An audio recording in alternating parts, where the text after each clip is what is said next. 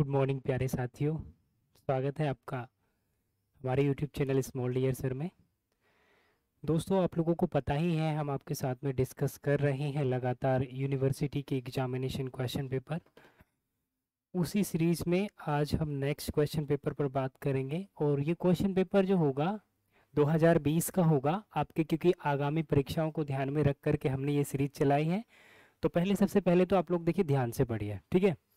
ध्यान से पढ़ने का मतलब है कि पीडीएफ को अच्छे से पढ़िए ना। लगभग मान करके चलिए 80 से 90 क्वेश्चन यही रिपीट होते हैं प्यारे दोस्तों, यही रिपीट होते हैं, बिलीव ऑन मी। ठीक है, मैं खुद पेपर दे के आया हूँ तो वही मैं आपको यहाँ पे समझाने की कोशिश कर रहा हूँ। ठीक है, करना बस इतना है, आपको स्मूथली उन चीज़ों को पढ़ते चले जाना जिनको हम आपके सामने सजेस्ट करेंगे। ठीक है, तो चलिए, ज्योग्राफी का पेपर है बीए थर्ड ईयर का। देखिए, किसी भी दुकान पे चले जाइए, कहीं शॉप पे चले जाइए, इतना तो 100% श्योर है आपको क्वेश्चन पेपर मिलने वाला है नहीं। ठीक है, चौधरी चरण सिंह विश्वविद्यालय से संबंधित यूनिवर्सिटी से इस कोर्स के जो प्रीवियस ईयर क्वेश्चन पेपर्स हैं वो मतलब प्रिंट ही नहीं होते, तो आपको कहाँ से मिलेंगे।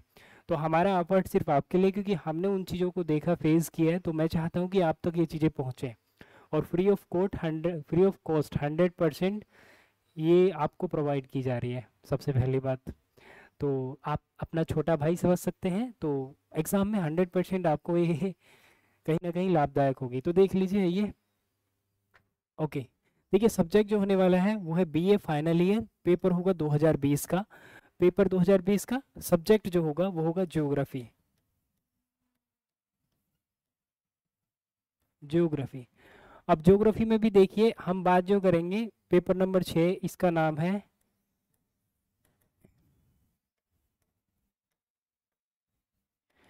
Environmental geography. किस पर बात करने वाले हैं हम? Environmental geography. और यहाँ पे आपके पेपर में अब जो है रिसेंटली वो लिखा हुआ है एनवायरमेंटल स्टडी। ठीक है, तो इसका पेपर है, बेसिकली हम एनवायरमेंटल स्टडी का 2020 वाला पेपर डिस्कस करने वाले हैं आप लोगों के सामने। 2021 वाला हम कल कर चुके हैं, तो आप वीडियो जा करके देख लीजिएगा, वहाँ पे आपको मिल जाएगा, जिसका पेपर कोड होने वाला है 511। उम्मीद है आप लोगों को ये सब चीज़ें समझ में आ गई होगी। पेपर जो होगा ये CCSU, चौधरी चरण सिंह यूनिवर्सिटी। देखिए, अब आप कहेंगे कि जो हमारा तो सेमेस्टर सिस्टम आ गया, ये कैसे इंपॉर्टेंट होगा। तो मेरे प्यारे भाइयों, सेमेस्टर सिस्टम में भी आप ये मान करके चलिए यही सब क्वेश्चन पूछे जा रहे हैं। तो सेमेस्टर सिस्टम में ये ईयरली अगर बात करें तो फाइनल ईयर मतलब थर्ड सेमेस्टर का बात कर रहे हैं हम, वो थर्ड ईयर की, तो सेमेस्टर में कौन सा हो जाएगा? चौथा और पांचवा सेमेस्टर। बस इतना सा देखना है आप लोगों को, या तो थर्ड ईयर देख लिए, सेमेस्टर चौथा पांचवा सेमेस्टर। होना मल्टीपल चॉइस ही है, ये आप ध्यान में रखिए। अगर मैं आपको अपना स्कोर बताऊं तो 35 नंबर का एक क्वेश्चन पेपर होता है, इसमें मैंने 34 स्कोर किया है। ठीक है, कहाँ से किया है? ऐसे ही question paper again and again पढ़ा है, क्योंकि कितना भी नॉलेज कर लीजिए, मॉडल पेपर पढ़ लीजिए, बुक पढ़ लीजिए, ठीक है, स्पेसिफिक बुक कर लीजिए, कुछ नहीं होने वाला। आपको ये सब ध्यान में रखना है। ठीक है, किस किस के लिए इंपॉर्टेंट होगा ये? बीए वालों के लिए और बीएससी वालों के लिए। क्यों? जो ज्योग्राफी से कर रहे हैं, जो ज्योग्राफी से कर रहे हैं। ठीक है, ओके। तो चलिए अब स्टार्ट करते हैं बिना समय गंवाए अपने वीडियो। चलिए आ जाइए, ये आ गया दोस्तों पेपर आपके सामने। देखिए, सबसे पहले तो आपको हमारे चैनल स्मॉल डियर सर में हम स्वागत करते हैं आपको हमारी साइड से, ये हमारा हैंडल है। ठीक है, चलिए अब थोड़ा सा पेपर देख लीजिए। देखिए, पेपर क्या है? बीए बीएससी एनुअल एग्जामिनेशन 2020 का पेपर है, यूनिवर्सिटी का ज्योग्राफी का। और ये 7 नंबर का पेपर है। ठीक है, कोड होगा 511। ठीक है, ये आपको ध्यान में रखना है। और दोस्तों आपको बता दें, यहाँ पर जो आंसर आपको दिए जाएंगे वो यूनिवर्सिटी की जो ऑफिशियल आंसर की आती है ना, रिवाइज्ड आंसर की, उसके मैच करके दिए जा रहे हैं। अगर आपको लगे कोई एक दो क्वेश्चन का आंसर गलत है तो वो यूनिवर्सिटी ने माना है, हमारा उसमें कोई मानना नहीं है। तो जो आपको अच्छा लगता है फिर आप उसको मान लीजिएगा। ठीक है, चलिए स्टार्ट करते हैं। ये निर्देश वगैरह तो इसको छोड़ देते हैं, क्वेश्चन पर बात करते हैं सीधा।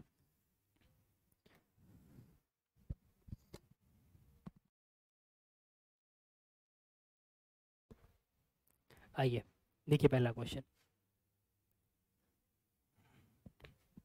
आपको थोड़ा अगर कम समझ में आएगा तो हम पढ़ के बता देंगे, क्योंकि पीडीएफ थोड़ा हमको क्लियर नहीं मिल पाई है। सो ठीक है, देखिए पहला क्वेश्चन है आपके सामने, ओके, कि एक उष्ण मरुस्थल पारिस्थितिकी तंत्र का कौन सा एक उदाहरण है। उष्ण मरुस्थल पारिस्थितिकी तंत्र का कौन सा एक उदाहरण है। इसमें दे रखा है गोबी, गोबी मरुस्थल, प्रेयरी, सहारा और अंटार्कटिका। तो देखिए आपको बताना है, क्या बताना है, तो देखिए गोबी, गोबी जो है चाइना में है, तो गोबी उष्ण है नहीं जी। गोबी कैसा है, गोबी तो ठंडा मरुस्थल है, गोबी तो ठंडा है भाई, तो कैसे हो जाएगा, नहीं होगा। प्रेरी, प्रेरी घास के मैदान कहाँ पे है, अर्जेंटीना में भाई। कहाँ पे प्रेरी घास के मैदान, अर्जेंटीना। तो अर्जेंटीना में ठंड होगी भाई, तो ठंडे घास के मैदान हो गए। तो ये भी उष्ण नहीं हुआ। उष्ण मतलब गर्मी जहाँ पे होगी। सहारा, हाँ सहारा तो पश्चिमी सहारा, डेजर्ट है ना सहारा। कहाँ पे है भाई बताओ जल्दी से, कमेंट करते रहो आप लोग भी। सहारा कहाँ पे, अफ्रीका में। तो अब आपको लग रहा है ना कि गर्मी वाला इलाका है अफ्रीका, हाँ भाई है, इक्वेटर के पास में, ठीक है। और अर्जेंटीना भाई, ये अंटार्कटिका, ये तो बर्फ बर्फ का ही बना हुआ, तो ये तो हो ही नहीं सकता। तो कौन सा आंसर हुआ, अब आप डिसाइड कर लिए होंगे कौन सा आंसर हुआ। तो यहाँ पे आंसर हुआ जी आपका कौन सा, सहारा, ठीक है। चलिए नेक्स्ट क्वेश्चन पे चलते हैं दोस्तों। यहाँ हम आपको क्वेश्चन ही नहीं करा रहे, ध्यान रखिएगा, आपको बहुत महत्वपूर्ण चीज हमारे द्वारा दी जा रही है। क्वेश्चन के साथ साथ में एक्सप्लेनेशन आपको देंगे, ठीक है। क्वेश्चन नंबर 2 देखिए, देखिए 2 नंबर। चलिए अगर आप, हाँ दिख रहा है क्लियर, ओके ठीक है ना, दिख तो रहा है भाई क्लियर। कमेंट करते रहो यार। चलो देखो क्वेश्चन नंबर 2, सूर्य से निकलने वाली अल्ट्रावायलेट किरणों को वायुमंडल की कौन सी परत अवशोषित करती है। बहुत बढ़िया क्वेश्चन है भाई, बहुत ही बेस्ट एंड बेस्ट क्वेश्चन है। चलिए आइए बात करते हैं। देखिए यहाँ पे जो आंसर लगा हुआ है, यहाँ पे समताप मंडल भी है, स्ट्रेटोस्फेयर, थर्मोस्फेयर भी है, तापमंडल कहते हैं इसको, और मेसोस्फेयर भी है, मध्य मंडल, और ओजोनोस्फेयर, ओजोन मंडल। अब आपको यहाँ सतर्क रहना है, थोड़ा सा आपको समझा देते हैं हम, क्योंकि यहाँ से और क्या क्वेश्चन बन सकता है, उस बेस पे आप थोड़ा सा इसको समझने की कोशिश करिए।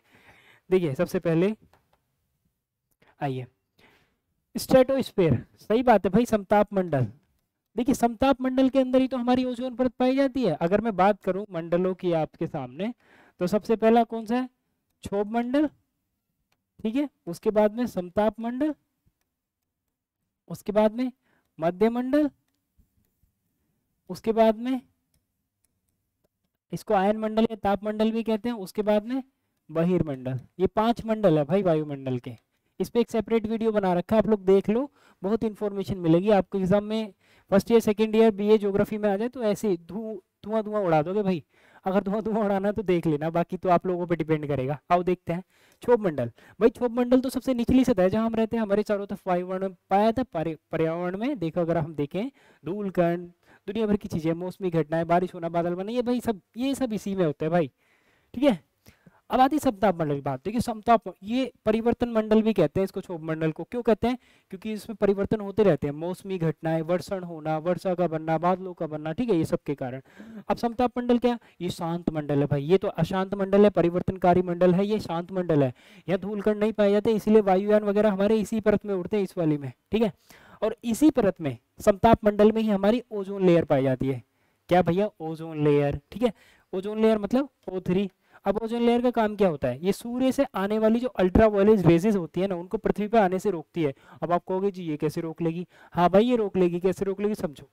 देखो जो सूर्य की किरणें है ना, अल्ट्रावायलेट किरणें, अगर वो पृथ्वी पर उसी मात्रा में पहुंच जाए जिस मात्रा में वो रिलीज हो रही है, तो ह्यूमन बॉडी के लिए भाई बहुत खतरनाक होने वाली है। क्यों, हाँ जी भैया जी, इससे त्वचा कैंसर होता है। त्वचा मतलब, अरे ये ऊपरी लेयर जो है, इसमें कैंसर होता है ह्यूमन बॉडी में।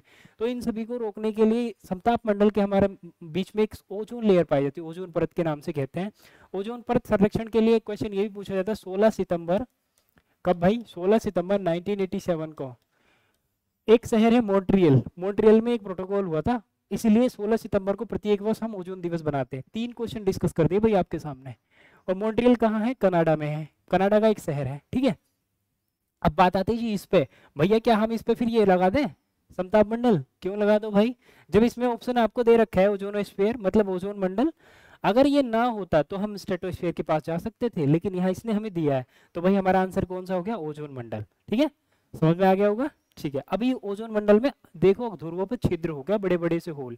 अब इस ये क्यों हो रहे भाई बड़े बड़े से होल, ये भाई क्यों हो रहे हैं, इसको भी तो जान लो थोड़ा सा, क्योंकि ऐसे काम न चलने वाला, एग्जाम में क्वेश्चन आएंगे तो फिर हम ऊपर नीचे मुंह देखेंगे। आओ भाई आओ, ये भी जान लेते हैं क्यों हो रहा है। ठीक है, देखो देखो भाई, इसलिए हो रहा है ये होल, क्योंकि हम देखें SO2, CO2 और H2S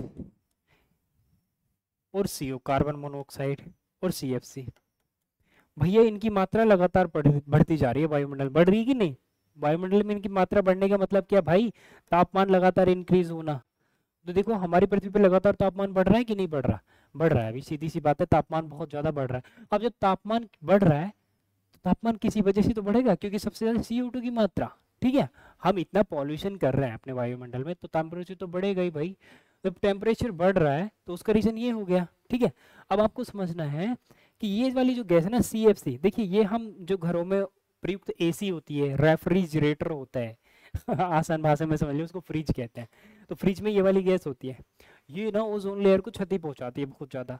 तो इसकी वजह से वायुमंडल में ध्रुवों पर छिद्र हो चुके हैं भाई। ठीक है, अगर मैं कहूँ जैसे मैंने ये आता है ना आपका, मान के चलिए तंबाकू, तंबाकू मैंने खाया तो हार्म करेगा ना मेरे शरीर को, जैसे बहुत खतरनाक तौर पे, ये बहुत मतलब डीपली जाके ये हार्म करती है किसी ओजोन लेयर को। तो इसलिए ध्रुवों पर ओजोन लेयर की मात्रा लगातार, समझ गए। उसके बाद आपको ये देखना है, अगर पूछ ले प्रमुख प्रदूषणकारी गैस कौन कौन सी है वायुमंडल में, तो कौन कौन सी भाई, SO2 है, CO2 है, H2S है, CO कार्बन मोनोऑक्साइड, CFC है। ठीक है, और कहीं ना कहीं अल्प मात्रा में CH4 कार्बन डाई, तो बोल सकते हैं इसको। ठीक है, आप लोगों को देख लेना थोड़ा सा। चलिए भाई, मजा आ रहा है कि नहीं, कमेंट करो जल्दी से, कमेंट करो।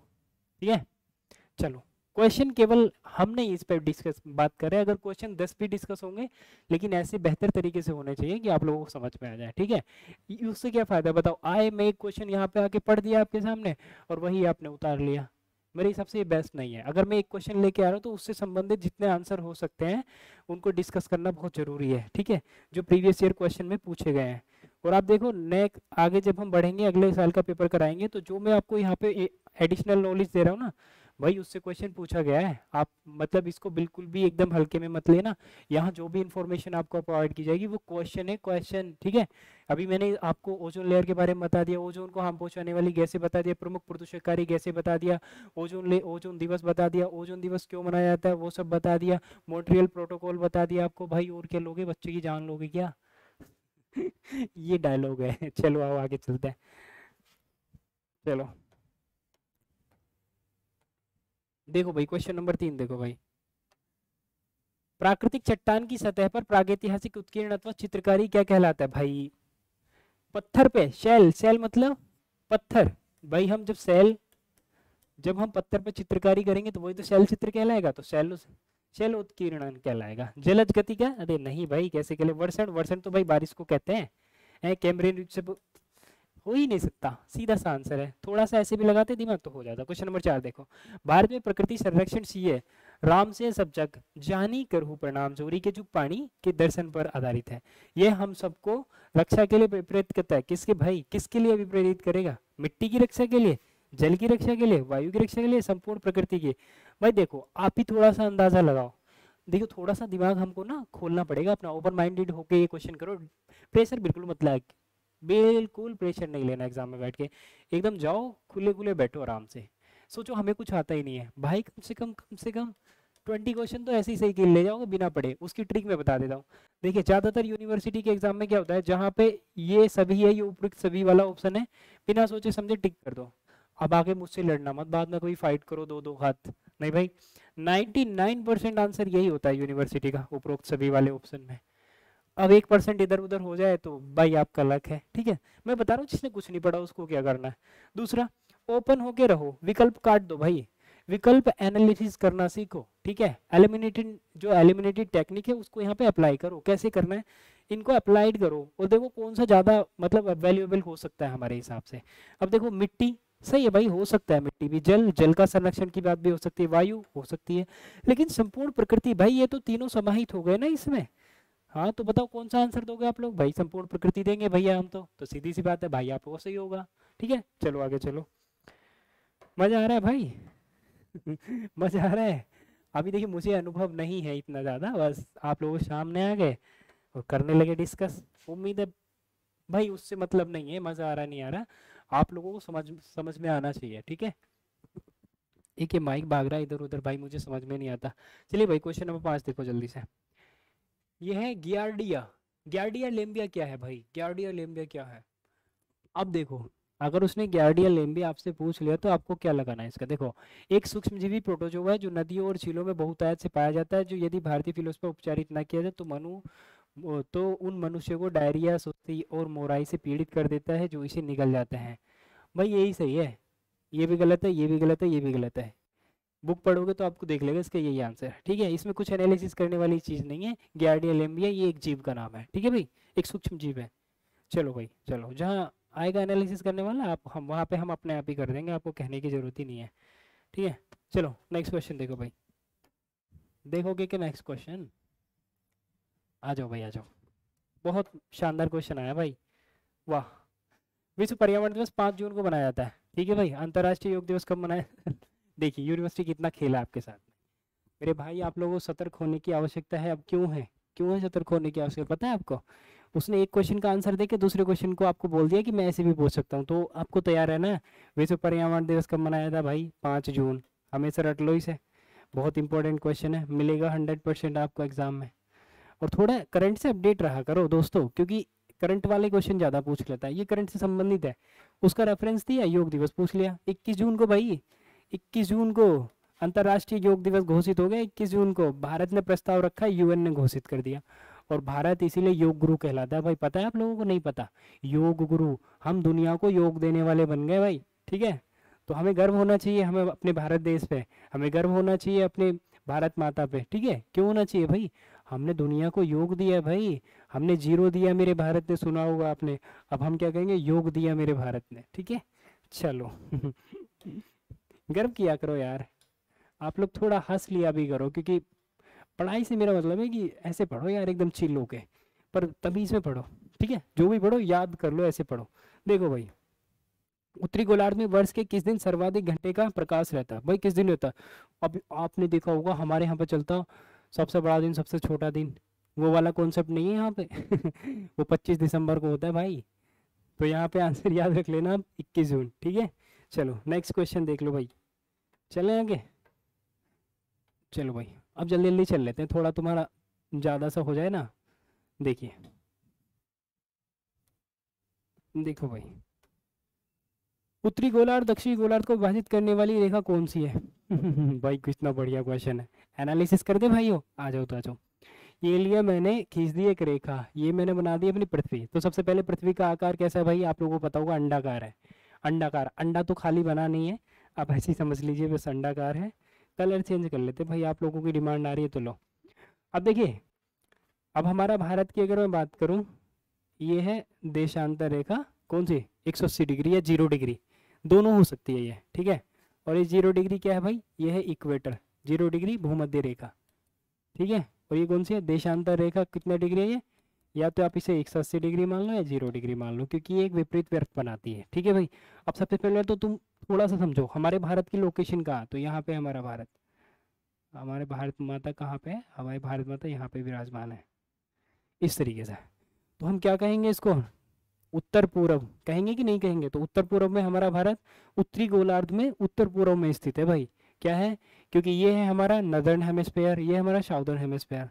भाई थोड़ा यार इंग्लिश भी सीख लो, नदर मतलब उत्तरी गोलार्ध और ये दक्षिणी गोलार्ध, इतना हम लोगों को आना चाहिए, ठीक है। तो हमारा उत्तरी गोलार्ध में उत्तर पूर्व में स्थित है भारत की अवस्थिति। तो सबसे पहले एक क्वेश्चन तैयार हो गया आप लोगों का, हो गया कि नहीं हो गया, ओके ठीक है। इक्वेटर ने बांट दिए भाई, ठीक है, इक्वेटर 0 डिग्री, जो दुनिया को, अगर हम कहें पृथ्वी को, दो बराबर भागों में बांटती है, उत्तरी गोलार्ध दक्षिणी गोलार्ध, ठीक है। अब देखो, इसका सुपड़ा हो गया साहब, भूमध्य रेखा मतलब 0 डिग्री। अगर पूछ ले सबसे ज्यादा वर्षा कहाँ होती है, तो इसके आसपास ही होती है। इसके 5 डिग्री उत्तर में और 5 डिग्री दक्षिण में बहुत ज्यादा वर्षा होती है भाई, ये वाला इलाका जो है ये वर्षा का है, ठीक है, ओके। अब आओ भाई, थोड़ा सा हम आपको कर्क रेखा और मकर रेखा की स्थिति बताते हैं। देखिए कर्क रेखा जो गुजरती है वो यहाँ से गुजरती है भाई, ये कर्क रेखा, तो भारत से कुछ राज्यों से होकर गुजरेगी भाई। तो ये क्या है, भारत के, अगर हम देखें कर्क रेखा, ठीक है, और फिर मकर रेखा, आ जाओ, एक रेखा नीचे से गुजरती है, क्या है ये, मकर रेखा, 23.5, सुना होगा ना आपने, 23.5 और ये भी 23.5, बस ये उत्तर में ये दक्षिण में, इतना अंतर है भाई। अब कर्क रेखा 23.5 उत्तर से गुजरती है उत्तरी गोलार्ध में, मकर रेखा इसको ट्रॉपिक ऑफ कैंसर और ट्रॉपिक ऑफ कैप्रिकॉर्न इन दोनों को आपस में कहा जाता है। अब फ्रेंड्स आपको रखना है याद कि कर्क रेखा भारत के किन किन राज्यों से गुजरती है, तो भाई आ जाओ ये भी देख लो। जो कर्क रेखा भारत के 8 राज्यों से गुजरती है, कितने से भाई? 8 राज्यों से गुजरती है। कौन कौन से हैं वो 8 राज्य? आ जाओ। मगरमच्छ झपटा, ऐसे याद कर लो, ट्रिक याद कर लो भाई, ट्रिक। ये क्वेश्चन पूछा जाता है कि मकर रेखा या कर्क रेखा किन किन राज्यों से तो मकर रेखा गुजरेगी क्या? थोड़ा सा यार दिमाग लगाओ, ओपन करो। हमारा जब ये उत्तरी गोलार्ध में ये गुजरे दक्षिणी गोलार्ध में, तो कैसे गुजर जाएगी भाई? नहीं है पॉसिबल, ठीक है। उत्तरी गोलार्ध वाली तो गुजरेगी, हाँ जी गुजरेगी भैया। कितने राज्यों से? 8 राज्यों से। आओ तो समझ लो इसकी ट्रिक क्या भैया, आपने बताई मगरमच्छ झपटा। मगर मतलब बताओ मध्य प्रदेश, ठीक है भाई। गए से मतलब गुजरात, जैसे मतलब झारखंड, ठीक है भाई। और अगर आप देखेंगे राज से मतलब राजस्थान, ठीक है। 6 मतलब छत्तीसगढ़, और टा मतलब त्रिपुरा, ठीक है। ऐसे करके देख लेंगे 1 2 3 4 5 6 7 8, तो 8 राज्य हैं लगभग, ठीक है, जिनसे गुजरेगी मगरमच्छ झपटा। तो इसके पहले पहले जो वर्ड है ना वो राज्यों को डिनोट कर रहे हैं। एक एमपी भी आएगा भाई, एमपी। मैं गए रे मगर मैं 6, ठीक है, हाँ हो गया, ठीक है। तो ये उम्मीद आपको पसंद आया होगा, ये आपको पता चल गया। और ये भी कर्क रेखा भी, भूमध्य रेखा के बारे में आपको बता दिया। अंतर्राष्ट्रीय तिथि रेखा क्या भैया? अंतर्राष्ट्रीय तिथि रेखा भाई ये समय का निर्धारण करती तिथियों का, ठीक है। अभी कभी कभी हम देखते हैं कि यूट्यूब पे आपने वीडियो देखो थंबनेल लगा हुआ कि यहाँ पे दिन भी रहता है रात भी रहता है ना। ऐसा ऐसा कभी हो जाता है कि इधर दिन है इधर रात। हाँ भाई ऐसे ही होता है, अंतर्राष्ट्रीय तिथि रेखा है ये, ठीक है। तो चलो आगे चलो, कभी मौका मिलेगा तो विस्तृत रूप से आपको पढ़ाने का तो जरूर पढ़ाएंगे हम आपको, ठीक है। अब चैनल पे भाई डिजिटल बोर्ड की सुविधा हो गई, तो अब सब कुछ आपको मिलने लगेगा। सब्सक्राइब कर लो भाइयों और पहुँचाओ यार अपने दोस्तों तक चैनल को। चलो आ जाओ नेक्स्ट क्वेश्चन देखो। विश्व जनसंख्या दिवस कब मनाया जाएगा भाई? तो 11 जुलाई को। क्या जुलाई? 2 अक्टूबर को क्या भाई? अहिंसा दिवस। लो करो इसका एनालिसिस। क्या भाई? अहिंसा दिवस। मेरे साथ पढ़ोगे ना आपको एकदम एकदम वो बना देंगे हम शेर, ठीक है। ये समझ में आया? 11 जुलाई को क्या है? जनसंख्या दिवस। क्या भाई? जनसंख्या दिवस। भाई पहली जनगणना कब हुई थी?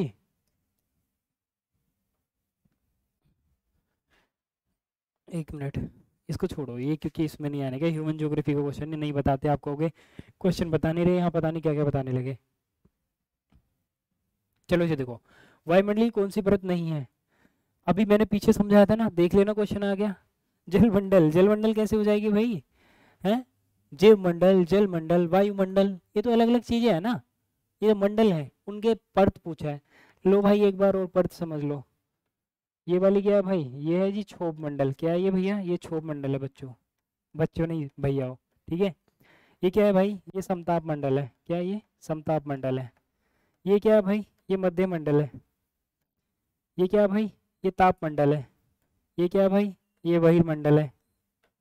ताप मंडल को आयन मंडल भी कहते हैं। तो ये 5 परत है, क्रम से भी लगवा लेगा, ऊपर से नीचे नीचे से ऊपर, ध्यान से देख लो अच्छे से। ये 0 से 18 किलोमीटर तक है, 30 से 35 किलोमीटर तक है, फिर ऐसे 640 किलोमीटर तक है। ये नहीं पूछता, पूछेगा तो आपको निश्चित तौर पर बता दिया जाएगा भाई, ठीक है।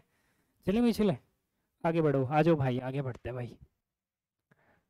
ये कभी ना रबड़ छोटा हो जाता है इरेजर, कभी बड़ा हो जाता है, समझ में ही नहीं आ रहा इसका प्रोसेस। चलो ठीक है, अब तेजी से चल रहे भाई, जल्दी जल्दी आंसर आंसर बता दें आपको। क्या क्या कहते हो? नहीं जी हमको तो पूरा क्वेश्चन जानना, तो लो जानो। ये भाई क्वेश्चन, धरातल से वायुमंडल की दूसरी परत का कौन सी? लो भाई मैंने आगे पेपर नहीं देखा था कभी, आप कहें कि आप इसीलिए आगे आगे बता रहे हो। पूछ ली ना दूसरी, समताप मंडल। कौन सी समताप मंडल? स्ट्रेटोस्फेयर। क्या है? स्ट्रेटोस्फेयर, SPHERE, ठीक है। पहली कौन सी भाई? ट्रोपोस्फेयर। इसके ऊपर कौन सी है भाई? मीजोस्फेयर। इसके ऊपर कौन सी है भाई? थर्मोस्फेयर कहते हैं उसको, आयनोस्फेयर कह लो, थर्मोस्फेयर या आयनोस्फेयर। उसके ऊपर कौन सी है जी? एक्सोस्फेयर। हो गई खत्म, 5 परत है, डन। नेक्स्ट देखिए क्वेश्चन नंबर 12, वृक्ष ही जीवन है, ये किसका कथन है? तो भाई ये कथन है वृद्धत अवस्थी का, ठीक है। अर्कुंडे, अर्धकुंडे, रिटर की पुस्तक है एडकुंडे। कुमारी सैंपल अमेरिकन की है, कुमारी सैंपल। चर्चिल कुमारी एलन करके सैंपल इसका ऐसा नाम, कोस्मोस हमबोल्ट ने दिए था। हो गया खत्म। एक बार इस क्वेश्चन को जरूर देखना अच्छे से, ये क्योंकि आने वाला क्वेश्चन है, ठीक है। चलो आगे आ जाओ भाई। उसका आंसर अब आपको क्या ही दिखाना, देख तो लिया आपने। आपको चलिए भाई आ जाओ, क्वेश्चन नंबर 13 देखो। अपनी पुस्तक भौगोलिक वातावरण के प्रभाव में रेड जेल के ये नृतात्विक भूगोल की धारणा पर आधारित कुमारी एलन सैम्पल, ये ना चर्चिल अमेरिका की है ये, अपनी प्रस्तावना के दूसरे पैराग्राफ में पहली लाइन में कहती हैं कि रेड जेल ने नृतात्विक भूगोल को एक ऐसा सुरक्षित वैज्ञानिक आधार प्रदान किया और महान सेवा की है। नृतात्विक भूगोल संबंधित है। इतनी रामायण लिखने के बाद देखो भाई, अब आप यहीं पे पढ़ लो। रेड जेल ने भूगोल की आंतरिक कुमारी जल सैंपल ने प्रस्तावना के दूसरे पैराग्राफ में कहते हैं कि रेड जेल भूगोल एक सुरक्षित वैज्ञानिक आधार प्रदान करते हैं। किसके बारे में होगा भाई, मानव के बारे में, मानव भूगोल से संबंधित है ये वाली चीज, ठीक है। चलो नेक्स्ट देखो।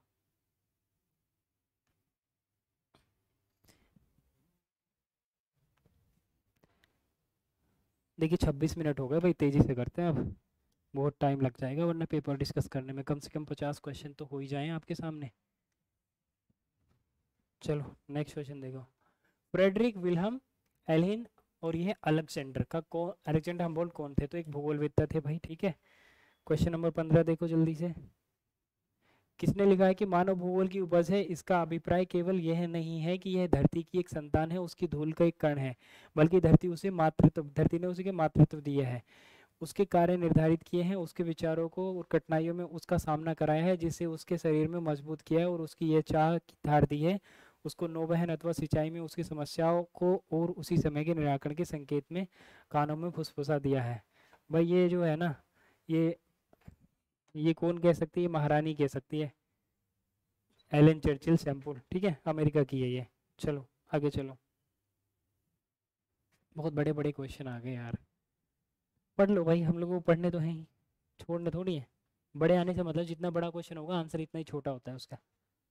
देखिए गेटे ने अपने कहते हैं कि हमबोल्ट के साथ बिताए गए एक दिन में उन्हें वर्षों के बिताए गए एकाकी दिनों में कही गई अधिक समृद्ध की, अब ये संकलित कहाँ किया गया है, क्या आगामी है वह आन और जागरूक। देखिए इस तरीके को क्वेश्चन आपको मेरे हिसाब से ना स्किप तो नहीं करना है, लेकिन इसका बस आंसर जान लीजिए इतना बड़ा करके, ये जर्मन का है, ठीक है।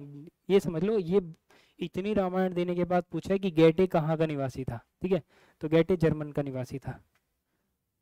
बस आपको गेटे का नाम याद लिखना है और जर्मन का निवासी इतना याद रख लो भाई, ठीक है। नेक्स्ट, यूजीन प्लेजिनेट्स ओडम ने एक अमेरिकन परिस्थिति विज्ञानी थे जिन्होंने प्रमुख रूप से जॉर्जिया विश्वविद्यालय में कार्य किया था। उनकी पुस्तक का प्रथम संस्करण 1953 में प्रकाशित हुआ। उस पुस्तक का नाम क्या है भाई, उसका नाम पारिस्थितिकी के मूल सिद्धांत। लगाओ भाई 4 स्टार।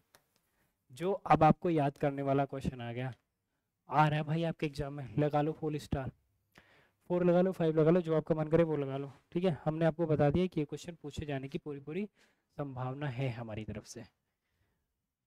चलो भाई आ जाओ।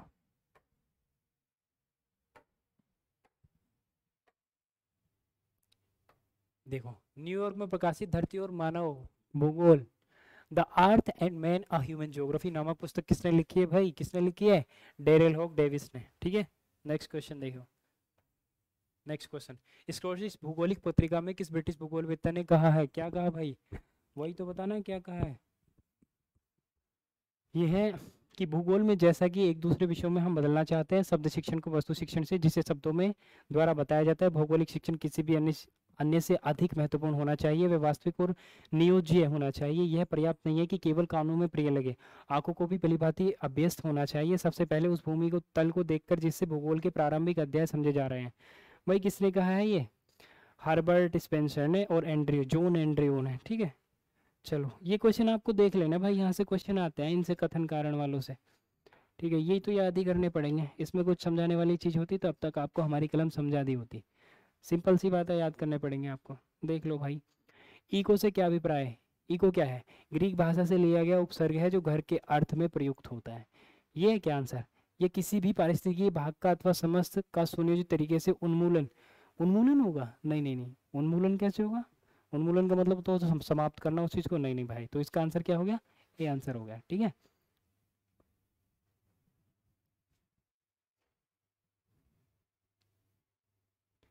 देखिए भाई मुझे जो इसका आंसर लगा, यूनिवर्सिटी ने तो इसका आंसर ये दिया, लेकिन मुझे ये वाला आंसर लग रहा है, प्राणी और उसके पर्यावरण के बीच के अंतर संबंधों को पारिस्थितिकी या पारितंत्र कहते हैं। ठीक है, उसी को इकोसिस्टम हम अंग्रेजी में कहते हैं। तो मेरे हिसाब से आंसर ये है, यूनिवर्सिटी के हिसाब से आंसर ये है ये। अब आप देख लेना आपको कौन सा लगाना है। नेक्स्ट क्वेश्चन देखिए भाई,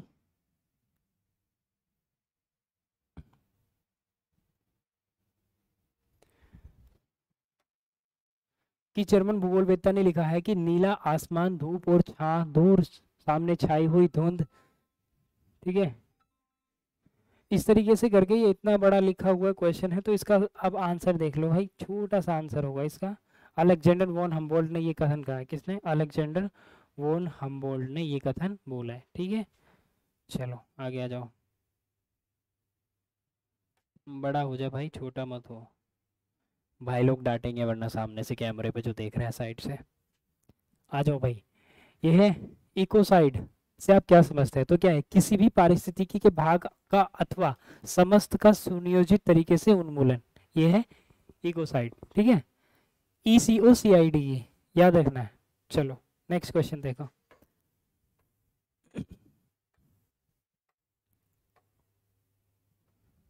देखो भाई नेक्स्ट क्वेश्चन देखो, एक मिनट इसको मैं साफ कर लूँ पहले, ताकि आप लोगों को कोई दिक्कत परेशानी ना हो। देखो भाई, किसी भी पारिस्थितिकी अथवा समूह की पर्यावरणिक दशाओं में लगातार धीरे धीरे होने वाले भौगोलिक परिवर्तन को ढाल या उतार चढ़ाव, ठीक है, क्या है ढाल? इकोस इको लाइन पूछा भाई, इकोक्लाइन। अभी इको साइड पूछा था, इकोक्लाइन पूछ लिया। तो इकोक्लाइन, इको साइड जो है उन्मूलन संबंधित है। ये क्या? किसी पारिस्थितिकी अथवा समूह की ये पर्यावरणिक दशाओं में लगातार धीरे धीरे होने वाले भौगोलिक परिवर्तन का ढाल या उतार चढ़ाव। ठीक है, ये है इकोक्लाइन। नेक्स्ट क्वेश्चन, ये आपका मैच करने वाला क्वेश्चन है भाई। अब इसको कैसे मैच करेंगे, छोटा साइज कर लेता हूँ एक बार। ठीक है,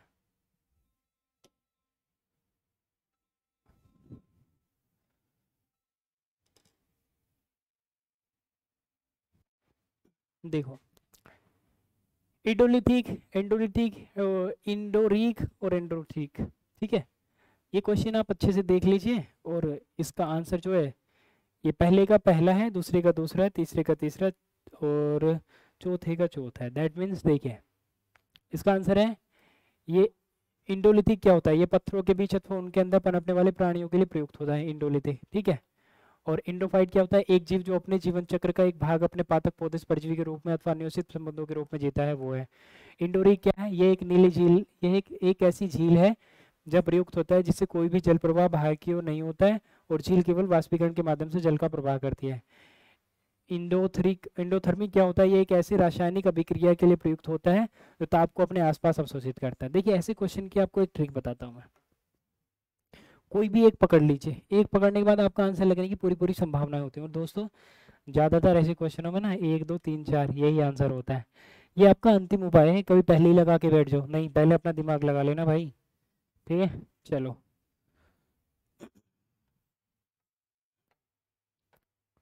25वें क्वेश्चन पे आ गए भाई हम लोग। 25 नंबर पे आ गए। कितने पे? 25 नंबर पे आ गए। 1 मिनट रुको भाई लोगों, तब तक आप ध्यान दो।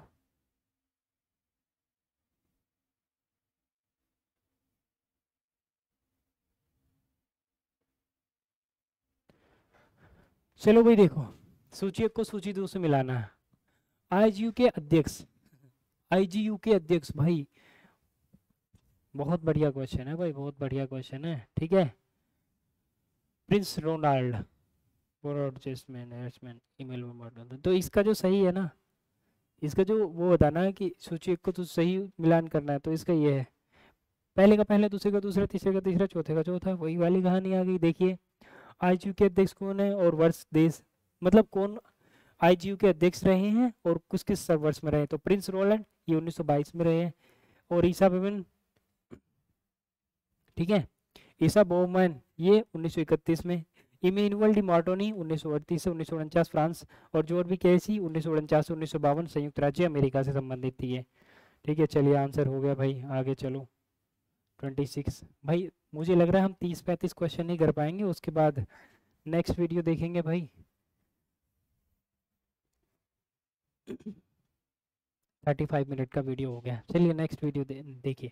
वर्तमान समय में professor doctor RB Singh IGU के जनरल सेक्रेटरी और कोषाध्यक्ष हैं। आईजीयू से आपका क्या अभिप्राय है? देखिए भाई, इंटरनेशनल ज्योग्राफिकल यूनियन, स्थापना 1922 में, बहुत इंपॉर्टेंट क्वेश्चन है। इंटरनेशनल ज्योग्राफिकल यूनियन, देखिए इसके अध्यक्ष भी मिलवा लिए कब कब कौन कौन रहा, तो कम से कम आपको ये तो पता होना चाहिए कि आईजीयू है क्या, तो इंटरनेशनल ज्योग्राफिकल एक इंस्टीट्यूट है, ठीक है, यूनियन है जहाँ पे ज्योग्राफी संबंधित सारे डेटाबेस होते हैं, और उसकी स्थापना 1922 ईस्वी में हुई थी, ठीक है। चलो भाई चलो नेक्स्ट देखो। अब आ गया हमारे समझाने वाला क्वेश्चन, आपको अब हम यहाँ पे समझाएंगे।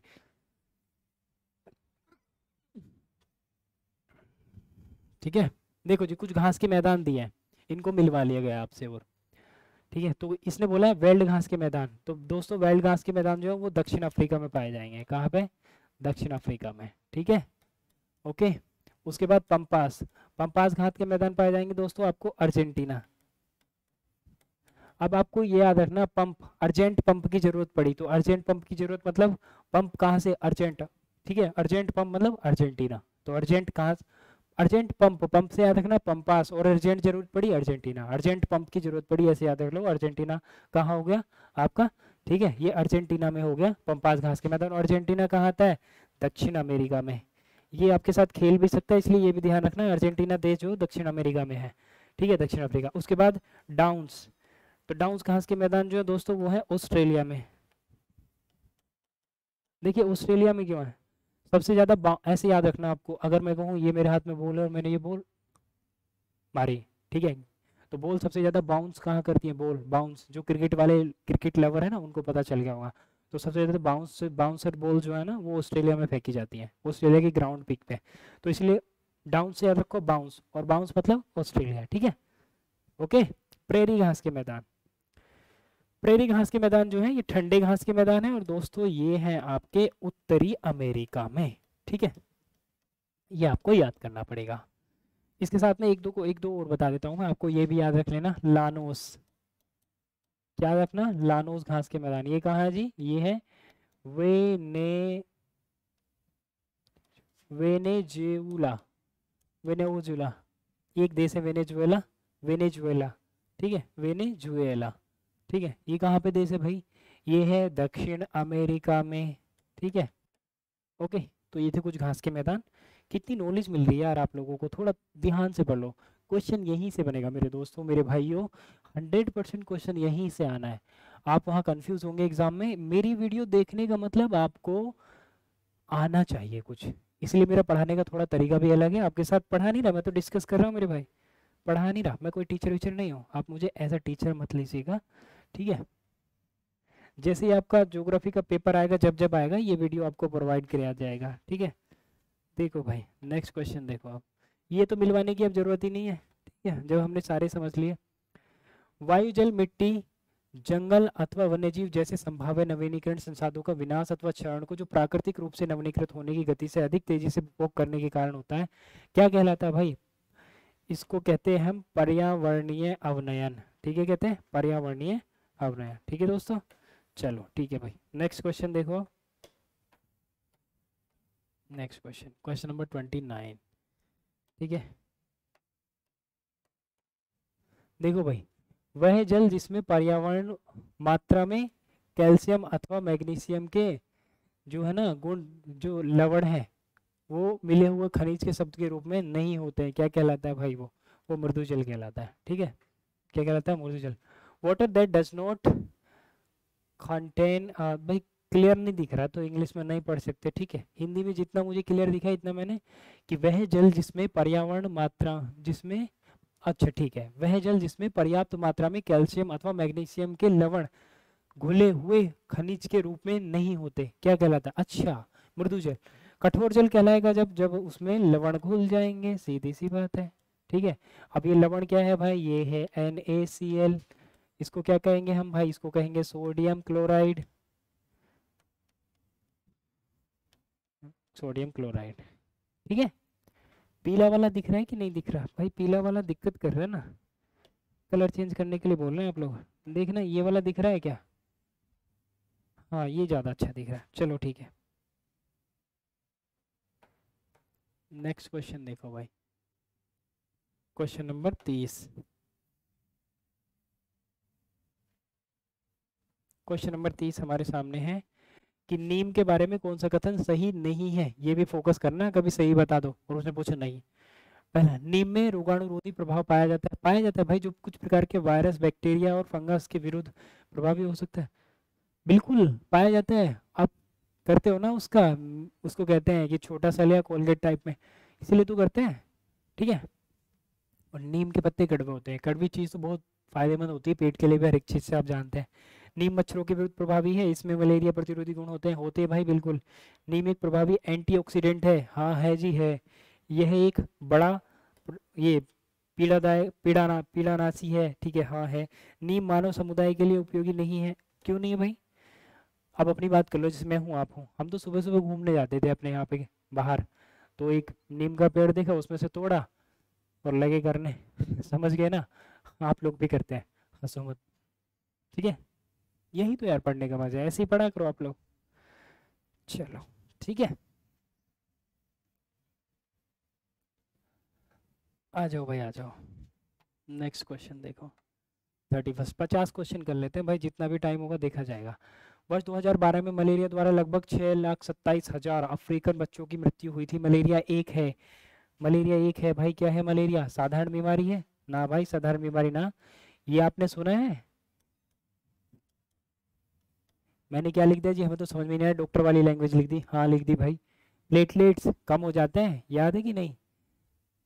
बेड रेस्ट पे चला जाता है आदमी, छोटी आंतों में इन्फेक्शन होता है, ठीक है, दर्द होता है दुनिया भर का, पेन कहते हैं जिसे आप।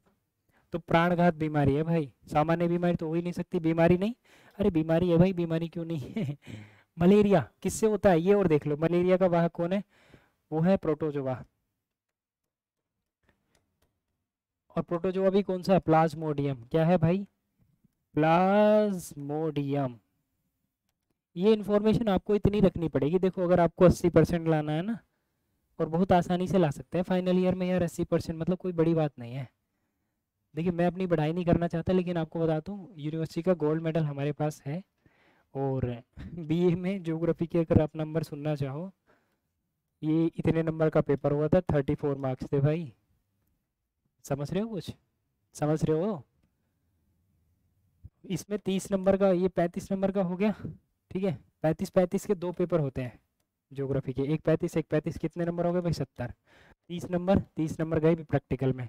और ये लक की बात है कि हमारे जिस साल कोरोना आया था ना, उस साल में प्रैक्टिकल के नंबर जो थे ना थ्योरी बेस्ड मिले थे। यहाँ इतने शानदार नंबर आए तो यहाँ पे 29 नंबर मिल गए। आगे मजे, डबल फायदा हुआ ना। तो इस वजह से अब देख लो अब मेरे कितने नंबर आए होंगे ज्योग्राफी में। तो ये आइडिया आपको सिर्फ इतना इसलिए दिया जा रहा है भाई, अच्छे से पढ़ लो भाई। अच्छे से पढ़ने से मतलब ऐसा नहीं है कि आए और क्वेश्चन लगा के चल दिए ना भाई, एक क्वेश्चन के साथ में 4 क्वेश्चन देखो। मैं यहाँ पे आपको 70 बीमारी गिना सकता हूँ विद उनके वायरस के साथ में, लेकिन नहीं, आप लोग भाग जाएंगे फिर वीडियो छोड़ करके। मुझे वो भी नहीं करना भाई कि आप लोग भाग जाएं। देखिए नेक्स्ट क्वेश्चन देखिए, द्वारा नीम के पेड़ लगाने चाहिए, किसके द्वारा भाई बताओ यार? इतना सिंपल क्वेश्चन। सरकार के द्वारा भाई, हर किसी के द्वारा, शिक्षकों द्वारा, इनके द्वारा भी लगाने, छात्रों द्वारा, सभी लोगों द्वारा।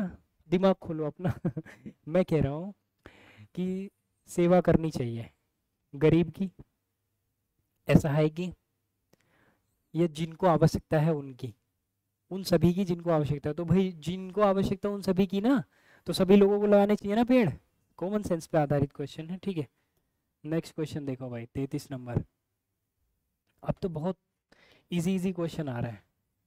मैंने कहा था ना आपको, बिना कुछ करे आप 30 से 35 क्वेश्चन कर सकते हैं, बस थोड़ा सा दिमाग रहना है। सिनकोना कुनैन पेड़ के बारे में क्या सही है भाई? बहुत बढ़िया क्वेश्चन है। देखिए सिनकोना क्या होता है, इससे एक दवाई प्राप्त की जाती है, कुनैन की दवाई कहते हैं उसको, ठीक है, कुनैन। लोग इसकी छाल से होती है प्रयोग, छाल से दवाइयाँ बनाने का प्रयोग करते हैं, जो भूख बढ़ाने, पाचक जूस बनाने, पेट के अन्य समस्याओं में काम आता है भाई, ठीक है। उसके बाद इसका प्रयोग रक्तवाहिकाओं के समस्या के पैरों के आइकन और वेरिकोज के वेंस में भी होता है।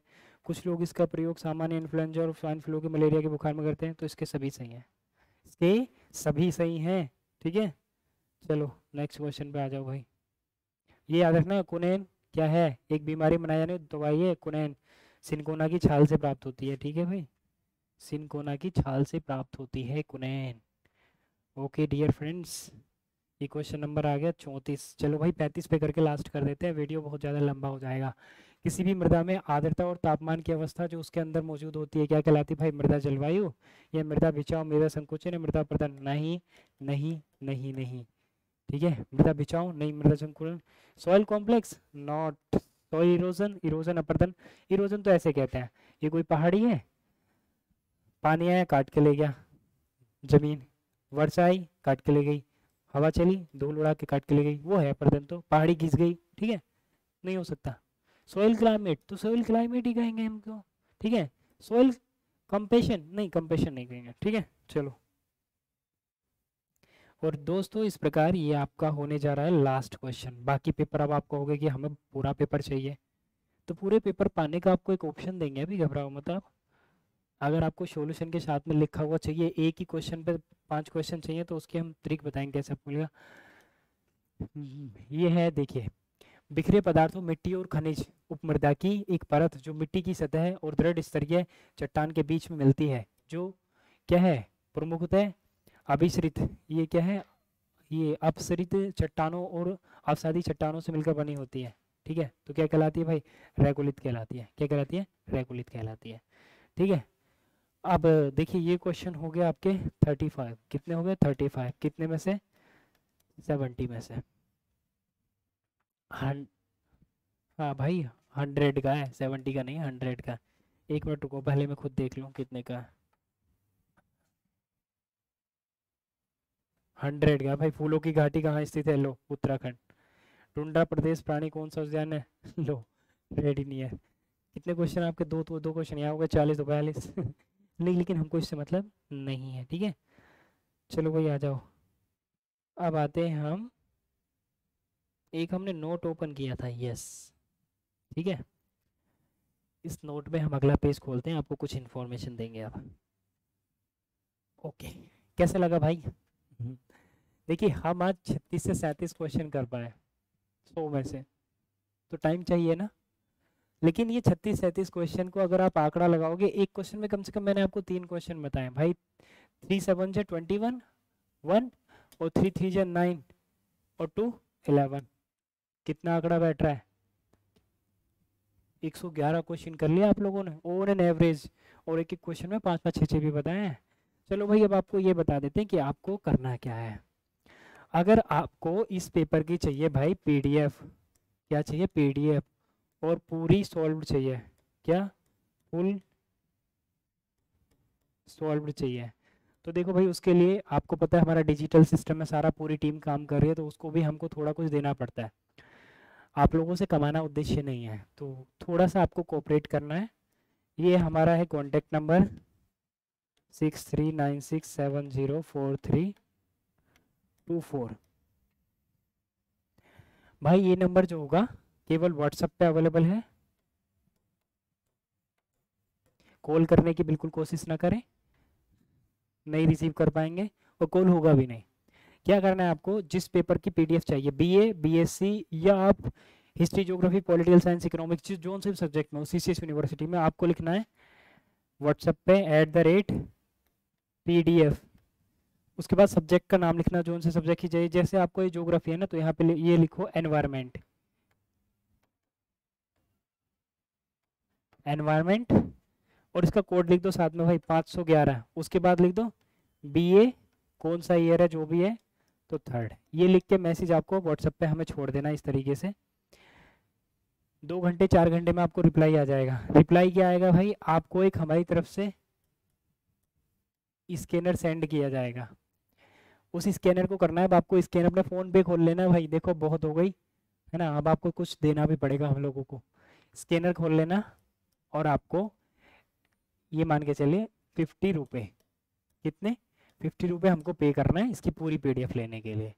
केवल इसके लिए नहीं, कोई से भी सब्जेक्ट का आपको पीडीएफ चाहिए उसके लिए 50 रुपये पे करिए, स्क्रीनशॉट पे पे करके हमें स्क्रीनशॉट दे दीजिए, तुरंत से आपको ये सोल्व पीडीएफ प्रोवाइड किया है। साथ में हर एक क्वेश्चन में 5 क्वेश्चन सोल्व पेपर में दिए जाएंगे। ठीक है दोस्तों। और यहाँ पे आपको बता दें, यहाँ पे एक बात आपके लिए महत्वपूर्ण होने वाली, यदि आपको चाहिए भाई किसी भी सब्जेक्ट के स्पेशल नोट, हमारा नोट्स जो है स्पेशल बना हुआ है भाई पॉलिटिकल साइंस का।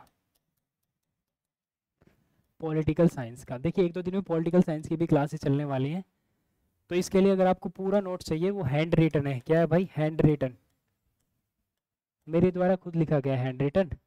उसका कॉस्ट होगा कितना? 300 रुपये। 300 रुपये। BA first year second year में भाई लिखना ही होता है, ये मत भूलना, ठीक है, क्योंकि मल्टीपल चॉइस तो फाइनल ईयर में जाके आता है। तो यहाँ जो फर्स्ट ईयर सेकेंड ईयर जिसने यहाँ पे परसेंटेज बना दी, फाइनल में तो बहुत ईजी है। फाइनल ईयर में उन्हीं की बनती है जिन्होंने पढ़ा हो अच्छे से, उनकी नहीं बनती। देखिए फर्स्ट ईयर सेकेंड ईयर में सब लोग बना लेते हैं, जो पढ़े भी नहीं भी लिख के आते कुछ ना कुछ मिल ही जाते हैं नंबर, लेकिन फाइनल में तो भाई समझ रहे हो ना, मल्टीपल है तो जो सही करेगा उसे ही मिलेंगे नंबर। तो 300 रुपये पे करो भाई उसी नंबर पे, और ये देख लो नोट्स भी आपको 1-2 दिन में दिखाने वाले हैं, कैसे लिखा हमने एग्जाम में पूरा, उस पर भी वीडियो बनाएंगे। चलिए, उम्मीद है आपको वीडियो पसंद आएगा। चैनल को सब्सक्राइब कर लो भाई, मन करे कर लो। आपको लगा कि फ़ायदा कुछ नहीं है, हमें लूट लिया जा रहा है, मत करो यार, कोई दिक्कत नहीं है। ठीक है, आप इतना तो देख लो जितना करा दिया, बस आपका फ़ायदा होना चाहिए, हमारा उचित है आपका फ़ायदा। आपके एग्जाम में अगर क्वेश्चन आए तो जितने मैंने क्वेश्चन कराए वहाँ से आपका एग्जाम में क्वेश्चन ना छूटे। ठीक है मेरे प्यारे दोस्तों भाइयों, चलो अब लेते हैं आपसे विदा। Thank you so much, take care, अपना ख्याल रखो भाई।